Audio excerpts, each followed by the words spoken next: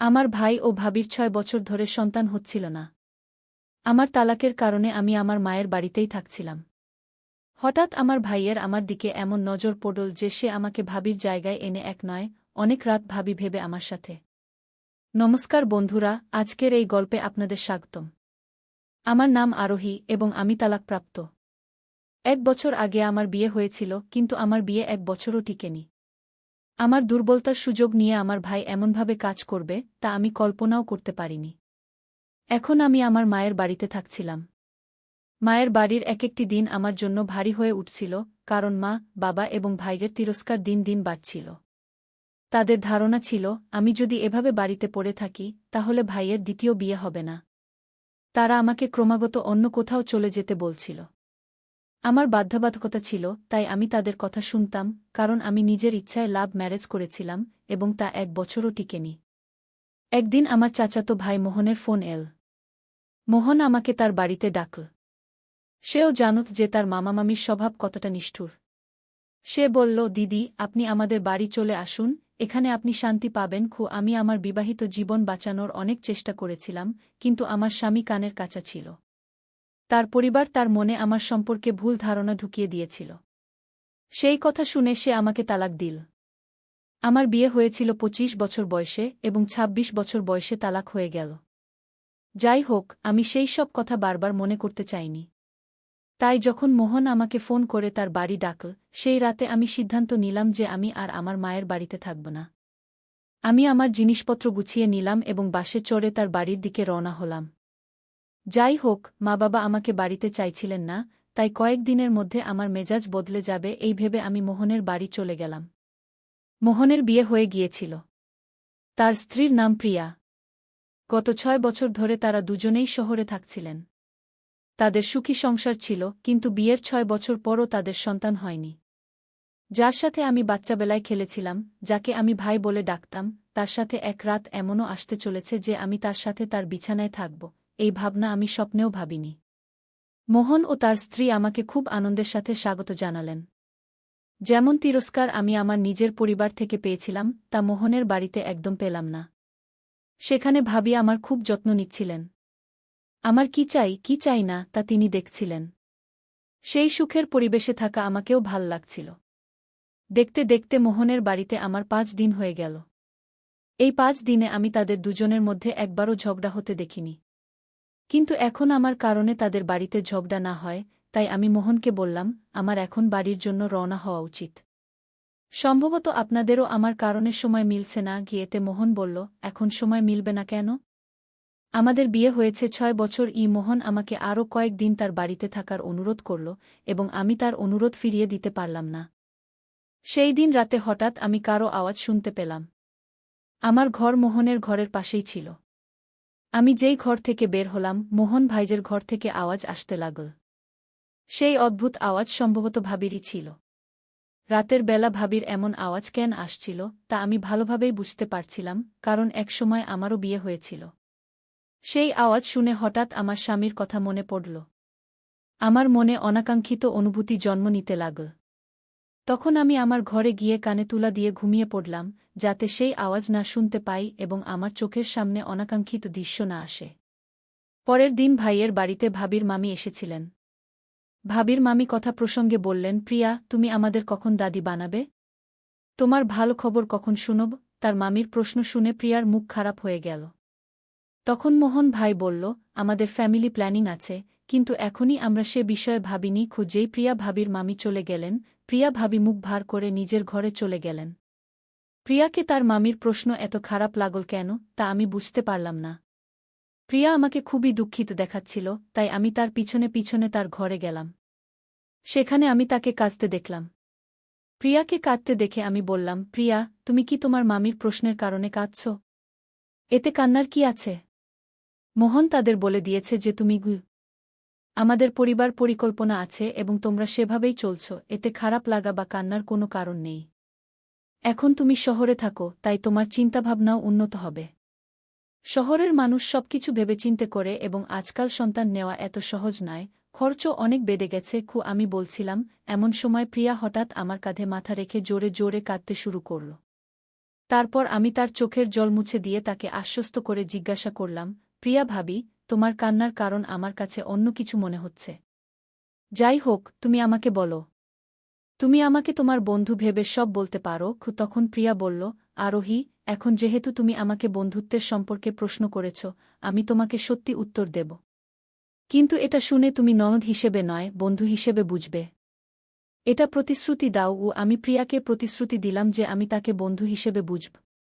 তখন প্রিয়া বলতে শুরু করল, আমাদের কোনো পরিবার পরিকল্পনা নেই। সত্যি কথা হলো, আমি কখনো মা হতে পারব না। আমার মধ্যে এমন একটা সমস্যা আছে যে আমি মা হওয়ার উপযুক্ত নই। আমি প্রিয়াকে বুঝিয়ে বললাম, এতে এত চাপ নেওয়ার কি দরকার? তুমি একদম চাপ নিও না। আল্লাহর ইচ্ছা হলে সব ঠিক হয়ে যাবে। যদি তোমরা পিতামাতা হওয়ার সুখ চাও, তাহলে তোমরা অনাথ আশ্রম থেকে একটা বাচ্চা নিতে পারো। এতে তোমারও মাতৃত্ব মিলবে, আর সেই বাচ্চারও একটা ভালো জীবন হবে। এতে প্রিয়া বলল, যদি আমাদের বাচ্চা নিতে হতো, তাহলে আমরা অনেক আগেই নিয়ে ফেলতাম। কিন্তু আমরা এমন কিছু করতে চাই না। মোহন এবং আমি শুধু আমাদের নিজের বাচ্চা চাই। আমার মধ্যে যে সমস্যা আছে তা যদি সমাজে জানাজানি হয়ে যায়, তাহলে আমার খুব বদনাম হবে। আর আমরা তা চাই না। প্রিয়ার উত্তর শুনে আমি তাকে শুধু এতটুকু বললাম, তুমি তোমার চেষ্টা ছেড়ো না। একদিন না একদিন তুমি নিশ্চয়ই মা হবে। সেই দিন সন্ধ্যায় ভাই এবং প্রিয়া ভাবি আমাকে তাদের সঙ্গে একটা পার্টিতে নিয়ে যাওয়ার জিদ করতে লাগল। সেই পার্টি ছিল ভাইয়ের অফিসের এক বন্ধুর। আমি তাদের সঙ্গে যেতে রাজি হচ্ছিলাম না, কিন্তু প্রিয়া ভাবি বললেন, আমরা বাইরে যাচ্ছি, আর তুমি ঘরে একা থাকবে। আমি চাই না যে আমার প্রিয় ননদ ঘরে একা থাকুক। প্রিয়া ভাবি আমাকে এত জোরাজুরি করল যে আমাকে প্রস্তুত হয়ে তাদের সঙ্গে যেতেই হল। যখন আমি প্রস্তুত হয়ে আমার রুম থেকে বেরিয়ে এলাম, তখন প্রথমে ভাই আমার প্রশংসা করল। ভাই বলল, আরোহী, তুমি খুব সুন্দর দেখাচ্ছ। অনেক দিন পরে আমি এভাবে প্রস্তুত হয়েছি। ভাইয়ের পরে প্রিয়াও আমার প্রশংসা করল। কিছুক্ষণের মধ্যে আমরা সেই পার্টিতে পৌঁছে গেলাম। পার্টিতে পৌঁছে ভাইয়ের পরিচিত লোকেরা এসে প্রিয়া ভাবিকে একই প্রশ্ন করছিল, আপনি গুড নিউজ কখন দেবেন? প্রিয়া ভাবি সবাই এর মাধ্যমে এর অর্থ কী? আমি তাদের একটি বিপরীত প্রশ্ন করেছিলাম, যার উত্তরে তিনি বললেন, তুমি এখন আমাকে প্রতিশ্রুতি দিয়েছ, তাই তুমি আমাকে না বলতে পারবে না। তারপর প্রিয়া ভাবি বলতে লাগলেন, আরোহী, গত 6 বছর ধরে আমি মা হওয়ার জন্য ব্যাকুল হয়ে আছি। এ পর্যন্ত আমরা হাসপাতালে লক্ষাধিক টাকা খরচ করেছি, কতগুলি ইনজেকশন ও ওষুধ আমি নিয়েছি, কিন্তু কোনো লাভ হয়নি। আমার ইচ্ছা, আমার ও মোহনের সন্তান তোমার গর্ভে বেড়ে উঠুক, আর মোহন ও তোমার সন্তান আমার গর্ভে। আমি জিজ্ঞাসা করলাম, তাহলে? আমার কথা শুনে প্রিয়া ভাবি বললেন, এর মানে হল, যতদিন তুমি গর্ভবতী না হও, ততদিন তুমি কিছু রাত মোহনের সাথে কাটাবে। প্রিয়া ভাবির কথা শুনে আমার পায়ের নিচে মাটি সরে গেল। যার সাথে আমি ছোটবেলায় খেলেছি, যাকে কাল পর্যন্ত আমি ভাইজা বলে ডেকেছি, আজ তার স্ত্রী আমাকে তার সাথে রাত কাটানোর প্রস্তাব দিচ্ছে। আমি প্রিয়া ভাবিকে বললাম, আপনি কি সচেতন? আপনি কি বুঝতে পারছেন আপনি কি বলছেন? তিনি উত্তর দিলেন, হ্যাঁ, আমি সব ভেবেচিন্তেই বলেছি। তোমাকে এই কাজ বিনামূল্যে করতে হবে না। সেদিন প্রিয়া ভাবি আমাকে বললেন, মোহন ও আমি তোমাকে 1 লাখ টাকা দেব এবং একটি বাড়িও দেব। আমরা জানি তোমার বাবা মা ও ভাই তোমাকে অনেক কষ্ট দেয়। ভাবির এই কথা আমাকে ভাবতে বাধ্য করল। আমার নিজের একটি বিউটি পার্লার খোলার ইচ্ছা ছিল, যাতে আমি নিজে উপার্জন করতে পারি এবং সুখে জীবনযাপন করতে পারি। আমি বেশি দিন বাবা মায়ের উপর নির্ভর করে থাকতে পারতাম না। আমি তাদের কাছ থেকে 1 লাখ নিয়ে একটি ছোট পার্লার কোর্স করেছিলাম, কিন্তু বড় পার্লারের জন্য প্রফেশনাল কোর্স করা প্রয়োজন ছিল। এই টাকা দিয়ে আমি একটি ভালো ও ব্যয়বহুল প্রফেশনাল কোর্স করতে পারতাম। শুধু তাই নয়, আমি আমার বড় পার্লারও খুলতে পারতাম, যেখান থেকে আমার ভালো আয় শুরু হতো। শেষ পর্যন্ত আমি ভাবির দেওয়া প্রস্তাব মেনে নিলাম এবং তাদের সন্তান জন্ম দিতে রাজি হলাম। কিন্তু আমি ভাবিকে জিজ্ঞাসা করলাম, এইসব বিষয়ে ভাইজাও কি জানেন? তখন ভাবি বললেন, তোমার ভাইজাও এজন্য রাজি আছে। আর হ্যাঁ, আজ থেকে তাকে ভাইজা বলে ডেকো না, তাকে মোহন বলে ডাকো। তারপর তিনি আমাকে ভাইয়ারের ঘরে নিয়ে গেলেন। আমাকে দেখে ভাইয়া দাঁড়িয়ে গেলেন। ভাবি তাকে দেখে হ্যাঁ সূচক মাথা নাড়লেন। তারপর ভাইজা আমাকে জিজ্ঞাসা করলেন, আরোহী, তুমি কি সত্যিই রাজি? আমি উত্তর দিলাম, হ্যাঁ ভাই। তখনই ভাবি তাড়াতাড়ি বললেন, এখন থেকে ভাই নয়, শুধু মোহন বলো। ভাবি ও ভাইয়ার তাদের নিজের সন্তান চাইছিলেন। ভাবি মা হতে বড় ত্যাগ স্বীকার করার সিদ্ধান্ত নিয়েছিলেন। আমার বয়স তখন ২৬ বছর হয়ে গিয়েছিল, এবং আমি জানতাম না যে আমি ভবিষ্যতে বিয়ে করব কিনা। যদি আমি কারো সাহায্য করতে পারতাম, তবে কেন আমি তা করতে অস্বীকার করব? যাই হোক, মোহন আমার ফুফাতো ভাই ছিল এবং সে আমার থেকে বড় ছিল, তাই আমাদের বিয়ে হতো না। ছোটবেলা থেকেই আমাদের শুধু ভাইবোনের সম্পর্ক ছিল। কিন্তু আমি সব ভুলে যাওয়ার সিদ্ধান্ত নিলাম। আমি আমার কাজের টাকা এবং আমার প্রাপ্য বাড়ি পেতে যাচ্ছিলাম, যার ফলে ভবিষ্যতে আমাকে কারো কাছে হাত পাততে হবে না। আমি দৃঢ় সিদ্ধান্ত নিয়েছিলাম যে আমি বাবা মায়ের কাছে ফিরে যাব না। কয়েক মাসের মধ্যেই আমার বাবা মা আমার জীবন দুর্বিষহ করে তুলেছিলেন। আমি আমার চিন্তায় ডুবে গিয়েছিলাম, এমন সময় হঠাৎ ভাবির কণ্ঠ শুনতে পেলাম। তিনি বললেন, আমরা এখনই পার্টি থেকে ফিরেছি, তুমিও ক্লান্ত হবে, তাই আজ বিশ্রাম করো। আমরা যা সিদ্ধান্ত নিয়েছি তার শুরু হবে কাল থেকে। আমি হ্যাঁ সূচক মাথা নাড়লাম এবং আমার ঘরে চলে গেলাম। সময় দ্রুত কেটে গেল এবং পরের দিন চলে এল। রাতে খাবার পর আমি আমার ঘরে চলে গেলাম। কিছুক্ষণ পর ভাবি আমার ঘরে এলেন। তার হাতে একটি নাইট গাউন ছিল। ভাবি আমাকে যে নাইট গাউন পরতে দিয়েছিলেন তা বেশ বোল্ড ছিল। ভাবি বললেন, মোহন আমার ছাড়া অন্য কোনো মেয়ের দিকে তাকায় না, কিন্তু এখন সে যাই করবে তা আমাদের দুজনের সম্মতিতেই করবে। আমি জানি সে তোমার কাছে আসতে কতটা সংকোচ বোধ করে। তোমাকে এই বোল্ড নাইট গাউনে দেখলে তার সংকোচ দূর হয়ে যাবে, তাই আমি তোমাকে এই পোশাক দিচ্ছি। তুমি এই পোশাকে দেখলে সে তোমার প্রতি আকৃষ্ট হবে। ভাবির কথা মতো আমি সেই হট গাউন পরলাম। তার ঘরে যাওয়ার আগে ভাবি বললেন, মনে রেখো, এটা শুধু একটি ডিল। এই ডিল ছাড়া অন্য কোনো চিন্তা মাথায় আনো না। সেই মুহূর্তে আমি শুধু আমার ভবিষ্যতের কথা ভেবে মোহনের কাছে যাচ্ছিলাম। আমি হ্যাঁ সূচক মাথা নাড়লাম এবং ভাবির সাথে তার ঘরে চলে গেলাম। মোহন তার ঘরে কোথাও দেখা যাচ্ছিল না, সে হলে ছিল না। ভাবি তাকে তার ঘরে ডাকলেন, তখন সে বাথরুমে ছিল। তারপর ভাবি বললেন, আরোহী ঘরে এসেছে। এতে মোহন বলল, আমি ফ্রেশ হয়ে আসছি। কিন্তু যতক্ষণ আমি বাইরে আসি, ঘরের লাইট। বৌদি বোধ হয় বুঝে গিয়েছিলেন, সম্ভবত তিনি সামনে আসতে সংকোচ বোধ করছিলেন। বৌদি ঘর থেকে বেরিয়ে গেলেন এবং আমি ঘরের লাইট বন্ধ করে দিলাম। তারপর আমি গিয়ে বিছানায় বসলাম। মোহন বাথরুম থেকে বেরিয়ে এসে আমার পাশে বসে গেল। সেই মুহূর্তে আমার মুখ থেকে একটি শব্দ বের হচ্ছিল না, আর মোহনও কিছু বলছিল না। পরে হঠাৎ সে আমার গলায় হাত দিল, এবং এরপর যা ঘটল তা আমি কখনো কল্পনাও করিনি। আমার কাছে এসব একেবারেই ভালো লাগছিল না, কিন্তু তখন আমি মনে রেখেছিলাম যে এটি শুধু একটি চুক্তি। যদি আমার ভবিষ্যৎ সুখময় করতে হয়, তবে আমাকে এই কাজগুলো করতেই হবে এবং এই ব্যথা সহ্য করতেই হবে। যাই হোক, আমি তো এক দম্পতিকে পিতামাতা হওয়ার সুখ দিচ্ছিলাম। যেমন আমি সেই রাত মোহনের সাথে কাটিয়েছিলাম, তেমনি যতদিন পর্যন্ত না আমি গর্ভাবস্থার লক্ষণ অনুভব করলাম, ততদিন আমি প্রতিদিন রাত মোহনের সাথে কাটাতে লাগলাম। এখন আমি নিজেই ঘরে অন্ধকার করে দিতাম, কারণ মোহনও এটাই চাইত। দেখতে দেখতে পুরো 1 মাস পর আমি গর্ভাবস্থার লক্ষণ অনুভব করতে লাগলাম। আমার তীব্র খাবার ইচ্ছা এবং মাথা ঘোরা শুরু হল।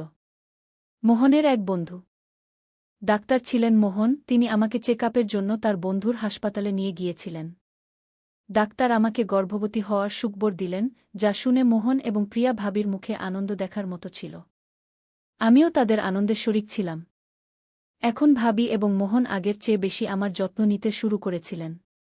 মোহনের আমার প্রতি চিন্তা অনেক বেড়ে গিয়েছিল। সে সব আত্মীয় স্বজনকে জানিয়ে দিয়েছিল যে ভাবি গর্ভবতী। তাদের উপর যে বড় দাগ ছিল তা শীঘ্রই মিটে যাচ্ছিল। তারা যদিও তাদের স্ত্রীর সন্তান হওয়ার অজুহাত তৈরি করছিলেন, কিন্তু গ্রামে কিছু মহিলা ভাবিকে বন্ধা বলতে শুরু করেছিল। দ্রুততার সাথে তাদের হাতে তাদের সন্তান দিয়ে তাদের এই তিরস্কার থেকে মুক্তি দিতে হবে। শহরে তাদের বাড়িতে বেশি আত্মীয় আসত না, যারা আসত মোহন তাদের ফোনেই টালবাহানা করে দিত। এখন তো মোহন অফিসে যাওয়ার সময় বাড়ি বাইরে থেকে তালা দিয়ে দিত, যাতে কেউ বাড়িতে এলে তালা দেখে ফিরে যায়। এভাবে করলে আমি কারো সামনে আসতে পারতাম না এবং ভাবির পেট দেখানোর প্রশ্নই উঠত না, যাতে তাদের কারো প্রশ্নের মুখোমুখি হতে না হয়। কখনো কখনো ভাবি বাইরে কিছু কিনতে যেতেন, এর জন্য তিনি অনলাইনে নকল পেট অর্ডার করেছিলেন, যা বাইরে যাওয়ার সময় তিনি তার পেটে লাগিয়ে নিতেন, যাতে তিনি গর্ভবতী দেখায়। ভাবি আগে থেকেই পরবর্তী প্রস্তুতি নিয়ে রেখেছিলেন। আমি আমার বাবা মাকে বলেছিলাম যে আমি শহরে চাকরি করছি, তাদের বাড়িতে ফিরে যাওয়া আমার জন্য ঠিক হবে না, এবং এই বিষয়টি আমি আগেই বুঝে ফেলেছিলাম।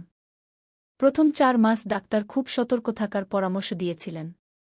ধীরে ধীরে 5ম মাসও কেটে গেল এবং 6ষ্ঠ মাস শুরু হয়ে গেল। এখন আমার পেট দেখা যাচ্ছিল। যেদিন থেকে আমি গর্ভবতী হয়েছিলাম, মোহন এবং ভাবি আমাকে তাদের রুমে থাকার জন্য দিয়েছিলেন, কারণ সেখানে এসি ছিল। তারা আমাকে সব ধরনের সুবিধা দিচ্ছিলেন। হঠাৎ এক রাতে আমার মনে হতে লাগল কেউ বারবার আমার কাছে আসছে। এক রাতে আমি দেখলাম মোহন আমার পেটের কাছে বসে আছে, সে আমার পেটে হাত বুলাচ্ছিল। সে একজন বাবা ছিল যে তার সন্তানকে অনুভব করছিল, তাই আমি তাকে কিছু বলিনি। কিছুদিন এভাবেই চলতে থাকল। গর্ভাবস্থার কারণে কখনো কখনো রাতে আমার ঘুম আসত না, এবং হঠাৎ করেই রুমের ছোট লাইটও বন্ধ হয়ে যেত। তখন আমার মনে হতো কেউ আমার কাছে আসছে। আমার কাছে আসা কেউ নয়, মোহনই ছিল। সেই বাড়িতে পুরুষ একমাত্র সেই ছিল। সে আমার পেটে হাত বুলাতে বুলাতে হঠাৎ করেই আমার খুব কাছে চলে আসত এবং আমার সাথে উপরে নিচে হাত পা চালানোর চেষ্টা করত। এক রাতে সে আমার সাথে অস্বাভাবিক আচরণ করার চেষ্টা করল। আমি এ বিষয়ে ভাবিকে জানালে তিনি বললেন, তুমি কিছু বকচ্ছ? মোহন রোজ আমার কাছে ঘুমায়, সে আমার চেয়েও বেশি আমাদের সন্তানের যত্ন নেয়। যদি সে তোমার সাথে কিছু করত, তাহলে তুমি আমার সামনে দাঁড়িয়ে এত কথা বলতে পারতে না। ভাবি আমার কথা মিথ্যা মনে করেছিলেন, কিন্তু এখন মোহন রোজ আমার কাছে আসতে শুরু করেছিল। ভাবি আমাকে বোঝানোর চেষ্টা করেছিলেন যে এটি শুধু আমাদের চুক্তি, কিন্তু তিনি তার স্বামীকে এটা বোঝাতে ভুলে গিয়েছিলেন। কি মোহন কি আমার প্রতি ভালোবাসা অনুভব করতে শুরু করেছিল? যদিও সে আমার প্রতি ভালোবাসা অনুভব করতে শুরু করেছিল, কিন্তু আমি তাকে ভালোবাসতাম না। এক রাতে মোহন আবার আমার রুমে এল, তখন রুমে সম্পূর্ণ অন্ধকার ছিল। সে আমার কাছে এসে আমার শরীরে হাত বুলাতে লাগল। আমি বারবার তাকে দূরে সরিয়ে দিচ্ছিলাম, কারণ আমার ভারী পেট সামলাতে পারছিলাম না, এবং ঠিক তখনই মোহনের অস্বাভাবিক আচরণ শুরু হয়ে গেল। আমার মনে নানা রকম চিন্তা আসছিল। আমি বারবার তাকে বলছিলাম, তুমি কি করছ? কিন্তু সে কিছু না বলে তার কাজ চালিয়ে যাচ্ছিল। সে আমার শরীরে হাত বুলাতে বুলাতে আমার বুক চেপে ধরল এবং নিচে হাত চালানো শুরু করল, যা আমাকে খুব কষ্ট দিচ্ছিল। পরের দিন সকালে যখন ভাবি আমার রুমে এলেন, তখন সকাল ৮টা বেজে গিয়েছিল। আমার বিছানা থেকে উঠতেও কষ্ট হচ্ছিল। ভাবি আমার অবস্থা দেখে আমার কাছে এসে আমাকে বিছানা থেকে উঠতে সাহায্য করলেন। তখন আমার পেটে খুব ব্যথা হচ্ছিল। যখন আমি উঠলাম, তখন দেখলাম আমার বিছানা নষ্ট হয়ে গেছে। ভাবিও এটা দেখে খুব ভয় পেয়ে গিয়েছিলেন। তিনি তড়িঘড়ি আমাকে হাসপাতালে নিয়ে গেলেন, যেখানে আমার চিকিৎসা শুরু হল। ডাক্তাররা আমার চেক আপ করলেন এবং ভাবিকে সেই কথাই বললেন যা আমি আগে থেকেই তাকে বলছিলাম। ডাক্তাররা সঠিক ওষুধ দিলেন, যাতে কিছুটা পরিস্থিতি নিয়ন্ত্রণে এল, কিন্তু ডাক্তার বললেন যে ভবিষ্যতে এমন হওয়া উচিত নয়, না হলে সন্তান এবং মা উভয়ের জীবনই বিপন্ন হতে পারে। গর্ভবতী মহিলার সঠিক যত্ন নেওয়া উচিত এবং ভুলবশত আবার যেন স্বামী তাদের সাথে এমন আচরণ না করে, এই কথা ডাক্তার ভাবির সামনে স্পষ্টভাবে বলেছিলেন। তারপর আমরা বাড়ি ফিরে এলাম। এখন ভাবি সম্পূর্ণ শান্ত ছিলেন। তারপরই আমি প্রথম কথা শুরু করলাম। আমি তাদের কিছুদিন আগে আমি ভাবিকে বলেছিলাম যে রাতে মোহন আমার ঘরে আসে, সে শুধু পেটে হাত বুলায় না, বরং আরও অন্যায় কাজ করার চেষ্টা করে। কিন্তু আপনি আমার কথা বিশ্বাস করেননি। আজ ডাক্তার যা বলেছেন তা থেকে আপনি বুঝে গেছেন যে আমি মিথ্যা বলছিলাম না। তখন ভাবি আমার কাছে ক্ষমা চাইলেন। তিনি বললেন, আরোহী, আমাকে ক্ষমা করে দাও। আমি তোমার কথা গুরুত্ব সহকারে নিইনি। পুরুষের স্বভাব কখনো বদলায় না, এটা আমি ভুলে গিয়েছিলাম। আমার নিজের ভালোবাসা এবং মোহনের উপর সম্পূর্ণ বিশ্বাস ছিল। আমি কখনো ভাবিনি যে সে এমন কিছু করতে পারে। আজ সকালে সে তাড়াতাড়ি অফিস চলে গিয়েছিল, তাই এই বিষয়গুলো তার সামনে আসেনি। কিন্তু এখন আমি তাকে রঙে হাতে ধরেই প্রশ্ন করব। ভাবি আমার পাশে দাঁড়ালেন। গর্ভাবস্থায় আমার সাথে কি কি ঘটছিল তা তিনি বুঝে ফেলেছিলেন। আমি নিজেও কখনো ভাবিনি যে মোহন এমন আচরণ করবে। গর্ভাবস্থায়ও আমি এমন অন্যায় কাজের শিকার হচ্ছিলাম। আজ রাতেও আমি আমার পেটে তার হাত অনুভব করছিলাম। কিছুক্ষণ পর মোহন আবার অস্তাচরণ শুরু করল। যখন সে আমার গাউন নিচে টানতে লাগল, আমি জোরে চিৎকার করতে শুরু করলাম। আজ মোহন সীমা ছাড়িয়ে গিয়েছিল। সে আমার মুখে হাত দিয়ে আমার আওয়াজ বন্ধ করার চেষ্টা করল। ঠিক তখন ঘরের লাইট জ্বলে উঠল। লাইট জ্বলামাত্র সে তার মুখে হাত দিয়ে আমার থেকে দূরে সরে গেল। আমি নিজেকে সামলে নিয়ে বিছানা থেকে উঠলাম। তখন আমি যে ব্যক্তিকে সামনে দেখলাম, তাকে দেখে আমার এবং ভাবির চোখ ছানাবড়া হয়ে গেল। কারণ সে মোহন নয়, বরং তার বন্ধু ছিল। কয়েক মাস আগে মোহন আমাকে এবং ভাবিকে তার সেই বন্ধুর বাড়িতে একটি পার্টিতে নিয়ে গিয়েছিল। সেই বন্ধুই আমার ঘরে ছিল। ভাবি তাকে জোরে থাপ্পড় মারলেন, তখন সে সব কথা বলতে শুরু করল। সে কিছু বলতে যাচ্ছিল, ঠিক তখন মোহন সেখানে চলে এল। মোহন তার বন্ধুকে দেখে হতবাক হয়ে গেল। সে তার বন্ধুর কলার ধরে তাকে সেখান থেকে নিয়ে যাওয়ার চেষ্টা করল, কিন্তু ভাবি মোহনকে থামালেন এবং বললেন, এটা এখানে কিভাবে এলো এবং কতদিন থেকে আসছে, আমি সব জানতে চাই। এই নিচকে আমি এখান থেকে যেতে দেব না। মোহন তার বন্ধুকে কিছু বলতে দিচ্ছিল না। মনে হচ্ছিল মোহনেরই এতে হাত আছে। ঠিক তখন ভাবির আওয়াজ এত জোরে হয়ে গেল যে মোহনও এক কোণে গিয়ে দাঁড়িয়ে পড়ল। মোহনের বন্ধুর নাম ছিল ববলু। ভাবি তাকে প্রশ্ন করলেন, তখন সে বলতে শুরু করল। সে বলল, এই ঘরে আসার দ্বিতীয় রাস্তা প্রথমে আমাকে মোহনই দেখিয়েছিল। মোহনই আমাকে এই ঘরে নিয়ে আসত। আমি আরোহীর সাথে এই সব প্রথমবার করছি না। এই সব শুরু হয়েছিল আরোহীকে গর্ভবতী করার পর থেকে। তার পেটে যে বাচ্চা আছে সেটাও আমার। মোহন আমাকে তার সমস্যার কথা বলেছিল। সে আমাকে বলেছিল যে সে কখনো বাবা হতে পারবে না। এই সত্য যেন কখনো সামনে না আসে, তাই সে আমার সাহায্য নিয়েছিল। তার জায়গায় এসে আমি আরোহীকে গর্ভবতী করেছিলাম। তখন থেকে রাতে আরোহীর সাথে মোহন নয়, বরং আমি ছিলাম। ববলুর কথা শুনে ভাবি কাঁপতে শুরু করলেন। দোষ ভাবির নয়, বরং মোহনের ছিল। আর সে এই কথা বিয়ের পর থেকে লুকিয়ে রেখেছিল। সেই দিন সে তার সব মিথ্যা স্বীকার করে নিল। সে ভাবির কাছে ক্ষমা চাইছিল। সে বল যে তার সত্য যেন কখনো সামনে না আসে, তাই সে তার ডাক্তার বন্ধুর মাধ্যমে ভাবির চিকিৎসা করিয়েছিল। মোহনের কথায় তার ডাক্তার বন্ধু ভাবিকে মিথ্যা বলেছিল যে সে কখনো মা হতে পারবে না। বাইরের সমাজে এই সত্য জানাজানি হলে তাদের খুব বদনাম হতো। এই ভয়ে সে এইসব করেছিল। ভাবি মোহনকে ক্ষমা করেননি। আমার বাচ্চার জন্ম পর্যন্ত সে মোহনের সাথে একই ঘরে থাকতেন। বাচ্চার জন্মের পর আমাকে প্রতিশ্রুত টাকা এবং বাড়ি দিয়ে দেওয়া হল। তারপর ভাবি সেই বাচ্চাকে নিয়ে তার মায়ের বাড়ি চলে গেলেন। ভাবি মোহন থেকে দূরে গিয়ে তাকে ভালো শাস্তি দিলেন এবং ববলুকেও জেলের হাওয়া খাওয়ালেন। স্বামী স্ত্রীর সম্পর্কে মিথ্যার কোনো স্থান নেই, কারণ এই সম্পর্ক বিশ্বাসের উপর দাঁড়িয়ে থাকে। এতে শুরু থেকেই মিথ্যা থাকা উচিত নয়, নয়তো সম্পর্কে দূরত্ব তৈরি হতে সময় লাগে না। তাই বন্ধুরা, এটা ছিল আমাদের আজকের ছোট্ট গল্প। আপনাদের এই গল্প কেমন লাগল কমেন্ট করে অবশ্যই জানাবেন। যদি গল্পটি পছন্দ হয় তবে লাইক করুন, বন্ধুদের সাথে শেয়ার করুন এবং আমাদের চ্যানেল সাবস্ক্রাইব করতে ভুলবেন না। ধন্যবাদ।